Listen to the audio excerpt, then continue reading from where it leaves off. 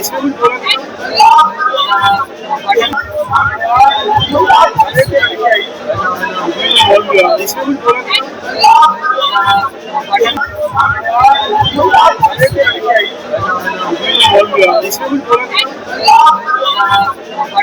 सरकार को चिंता होती तो बच्चे रोड पर नहीं आते, प्रोटेस्ट में नहीं आते, बच्चे सुसाइड नहीं करते। खुद प्रधानमंत्री जी ने आगे नीट की एग्जाम की जिम्मेदारी ली है उन्होंने, और उन्होंने ये भी कहा है कि भविष्य में भी कोई पर्चा लीक नहीं होगा। पिछली बार भी तो लीक संसद में खड़े होकर जिम्मेदारी ली थी। हाँ ली थी बात, लेकिन लीक हो गया दोबारा। कोई बात नहीं। देखिए मैं एक बताऊँ, हर सीट में मतलब फेल है प्रधानमंत्री? नहीं, प्रधानमंत्री फेल नहीं है। आप मुझे बताइए, एक सीट पर हर सीट पे जाके तो बैठेंगे नहीं कि पेपर भी प्रधानमंत्री जी बनाए, बाट के भी प्रधानमंत्री जी आए। सिस्टम होता है ना, कोई चीज व्यवस्था बनाई सिस्टम में कौन बैठा है? आपके भाई हैं, इनके भाई हैं, मेरे भाई हैं, इनके भाई हैं। किसी माथों में लिख रहा है कि बेईमानी करेगा किसी के? तो सिस्टम को हैंडल नहीं कर पा रहे क्या मोदी? क्यों नहीं कर पा रहे? अब कर रहे, धीरे धीरे होगा। अब पहली बार आसान बात लग रहा है, सब 90 पेपर लीक हुए हैं। पहली बार थोड़ी हुए हैं, वही तो करे पहली सरकार सुनिए कर रहे हैं ना धीरे धीरे। पहली सरकारों में जिन्हें तो है नहीं, हर जाके आप बैठ जाएंगे। पहले हुए नहीं मतलब सारा। मुझे बताइए 2022 में पेपर लीक हुआ क्या? मुझे बताइए 24 में 25 में कब हुआ है? 25 में नहीं हुआ, नहीं हुआ 25 में हुआ, नहीं हुआ 25 में नहीं हुआ। 25 में कब हुआ लीक बताइए मुझे। मोदी जी ने क्या कहा कि पिछली बार जो पेपर लीक हुआ अब नहीं होगा। 25 में कब हुआ है लीक? 25 में तो हो गया ना। अब देखिए किसी की माथ में लिख नहीं रहा, कौन बेईमानी कर रहा है? आप पूछिए, कोई बात सरकार की कोई गलती नहीं इस बात में। आपके बच्चे देखो भाई साहब, आप मुझे एक बात बताइए। मैं आपको जवाब दे रहा हूँ, आप मुझे बताइए। रुको एक मिनट, आपके पापा जी, चाचा जी, ताऊ जी, दादाजी या भैया कोई गलती कर दे, क्या उठा के कुएं में फेंक दे?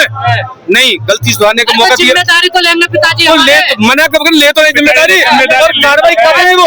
नहीं ये बात मत कहिए। ना कार्रवाई हो रही है, कार्रवाई हो रही है, सीबीआई को दे दी है सारी जांच है, ऐसी बात नहीं है। और देखिए 2002 का एग्जाम मैंने RAS का दिया था, जयपुर मेरा सेंटर पड़ा था, और कांग्रेस गवर्नमेंट थी, और 2 महीने पीछे पता लगा। सुनिए करप्शन हो गया, अब वो एग्जाम कैंसिल हो गया। देखिए यदि कोई चीज गवर्नमेंट से हो रही है तो हम गवर्नमेंट को दोषी कह सकते हैं, कोई चीज नीचे से तो हो रही है लीक, तो उसमें वो दोषी है, उन पर जांच चल रही है, उनको सजा दी जाएगी। उनको नहीं, आपके बच्चे 1 से 2 बार गलती करते हैं तो आप क्या करते हैं? हाँ, हम मौका देते हैं, अभी मौका देते हैं। सर इस्तीफा इसीलिए है कि सरकार जब पावर में रहती है ना, तो वहाँ के सारे मंत्रियों का जो मंडल है ना वो पावर में रहता है। जब आप देखिए इलेक्शन आता है ना, तब चीजें अलग होती नजर आती चली जाती है। तो 29 तक इन्हें कोई दिक्कत है नहीं, जनता मर रही है, मरने दो, क्या फर्क पड़ रहा है इन्हें? अगर फर्क पड़ रहा होता तो 5 बच्चों ने सुसाइड किया है, क्या इस्तीफा उससे पहले नहीं आ जाता? जो बच्चे दिन रात मेहनत कर रहे हैं, किस लिए मेहनत कर रहे हैं? देश के भविष्य को सुधारने के लिए, अच्छे डॉक्टर बनने के लिए, ताकि गरीब लोगों की गरीब लोगों का इलाज करा जा सके। मेडिकल सिस्टम कितना भ्रष्ट हो चुका है, 5 रुपए का इंजेक्शन भी सारा 500, 1000 रुपए में लगाया जाना पड़ता है। तो जो बच्चे जिसने जो भूखा रहा है वही तो समझेगा ना पेट की भूख क्या होती है। क्या सरकार को चिंता नहीं है शिक्षा की, स्वास्थ्य की, बेरोजगारी की? अगर सरकार को चिंता होती तो बच्चे रोड पर नहीं आते, प्रोटेस्ट में नहीं आते, बच्चे सुसाइड नहीं करते। आप एग्जाम देने जा रहे हो, ऐसे सेंटर पे देने जा रहे हो जहाँ पे कोई मतलब व्यवस्था ही ठीक नहीं है, कोई जवाबदेही नहीं है, तो पेपर लीक नहीं होगा तो क्या होगा बताओ? सेना करा रही है पेपर, देखिए सेना। अच्छा जी, सेना का काम क्या है? चलो जी, सेना को आप एक अलग से और जिम्मेदारी दे दो, ठीक है, कि वो वहाँ से पेपर उठाएगी, उसे बाय एयर करके वहाँ छोड़ देगी, उसके बाद ट्रांसपोर्टेशन, और उसके बाद जो पेपर बना रहे हैं उनका क्या, जहाँ से पेपर निकल के वहाँ तक जाएगा उसका क्या?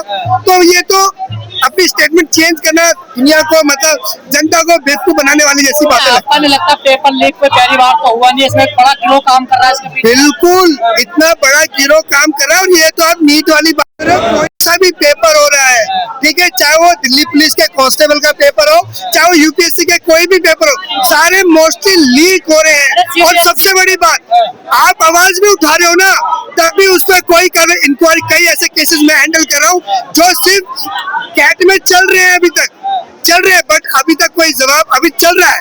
लेकिन जिनको लगना था नौकरी लग गए, चिल्लाते रहो जिसे चिल्लाना है। तो प्रोटेस्ट इसीलिए होता है ताकि जो काम सालों लगते हैं प्रोटेस्ट, तो वो काम चुटकी बजाकर हो जाए, क्योंकि जनता जागरूक है। पर वकील साहब, ये कहा जाता है कि बीजेपी में कोई कल्चर नहीं है इस्तीफा देने का। ये तो पुरानी सरकारों में होता था इस्तीफा। अब तो अपनाना पड़ेगा, नहीं जनता की डिमांड है। अच्छा, कोई भी सरकार बनती जनता ही तो बनाती है। अगर जनता इस्तीफा मांग रही है तो ये बताओ तो मुझे कुर्सी से प्यार है जनता से प्यार है? अगर जनता से प्यार है तो तुरंत इस्तीफा। कुर्सी से प्यार, जिसका मतलब जनता से प्यार नहीं है तो फिर जनता से प्यार नहीं है, तो इन बच्चों का भविष्य अंधकार में है। गंभीर आरोप लग जाते हैं ना ऐसे, इसका तो देखिए। वही ना जी, यही तो हम कह रहे हैं कि जिस जनता ने बिठाया है वही जनता उतारना चाहती, तो उतर जाओ ना। कौन मना कर रहा है आपको? उतरो ना।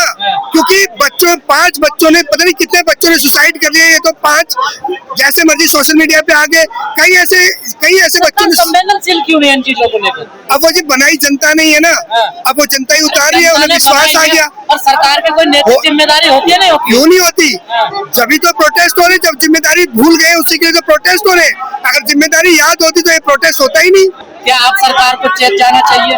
बिल्कुल चेतना चाहिए सरकार को, तुरंत इनकी बात माननी चाहिए। एजुकेशन सिस्टम को ठीक करना चाहिए और पेपर दोबारा लीक ना हो, क्योंकि पेपर लीक होने से मतलब बहुत सारे नुकसान होते हैं। एक तो गलत बंदे जब वहाँ बैठ जाएंगे तो इलाज ठीक नहीं करेंगे, इंजीनियर गलत होंगे, फ्लाईओवर अच्छे नहीं बन पाएंगे। तो ये चीजें, इसके लिए सरकार को बिल्कुल गंभीरता से लेना चाहिए। सरकार की प्राथमिकता नहीं है शिक्षा, स्वास्थ्य, रोजगार? बिल्कुल है, लेना चाहिए ना, लेनी नहीं चाहिए तो प्रोटेस्ट सरकार की है प्राथमिकता? बिल्कुल है।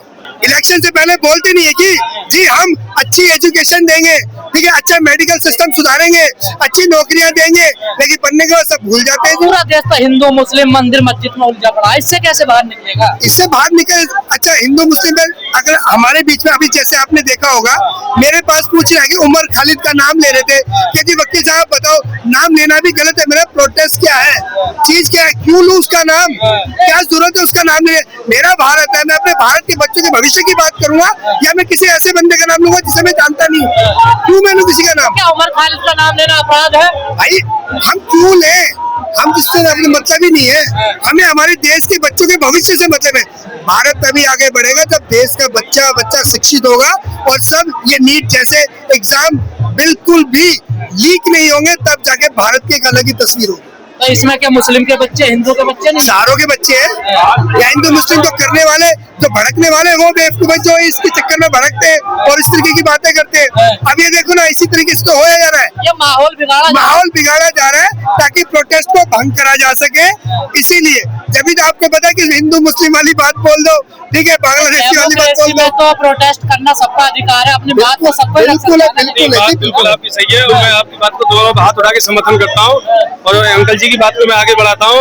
इन्होंने कहा था कि भाई उस पर कार्रवाई होनी चाहिए। दो लोगों को पकड़ के ले गए सिर्फ ये बोलने पे, उमर खालिद का नाम लेने पे। क्या ये सही है क्या नहीं? सर ये तो टोटली गलत है, टोटली गलत है। आप उनके नाम क्यों ले रहे हो? आप सिंपल सा प्रोटेस्ट है, बच्चों की शिक्षा की बात, आप शिक्षा की बात करो ना, शिक्षा एजुकेशन सिस्टम को सुधारने की बात करो ना, क्यों ऐसे नाम ले रहे हो? आपको उसको दिखाना ही नहीं चाहिए, उसको डिटेन करना ही नहीं चाहिए बंदे को, क्योंकि ये सब इसलिए बोला जाता है ताकि लड़ाई झगड़ा हो, ठीक है, चीजें भड़काने के लिए तो चीजें करी जा रही है। लेकिन नाम लेना, डिस्कस करना भी, भाई क्यों करना? आप किस मुद्दे पे आए हो? डिस्कस करना तो अपनी आर्टिकल फ्रीडम के अंदर है ना, जब तक गलत नहीं कर रहे। कॉन्सेप्ट क्या है हमारा? कॉन्सेप्ट सीधा है, मैं ये कह रहा हूँ, हमने वहाँ पे एक पूछा था कि उमर खालिद पर क्या कहना है, उसने जैसे नाम लिया उमर खालिद क्वेश्चन नहीं गलत है यहाँ पे। क्यों पूछा? क्योंकि यहाँ पे सवाल उठ रहे हैं। नहीं, क्यों उठ रहे हैं? जो गलत है, जो ये उठा रहे हैं सवाल, इनकी सवालों की जरूरत ही नहीं है भैया। यहाँ पे जो बच्चा जो परेशान है उसके बारे में देखो ना, शिक्षा एजुकेशन। कौन है, कौन लोग उठाने वाले हैं? अब हमें क्या पता कि कौन है? यही तो उठाने वाले हैं। कौन?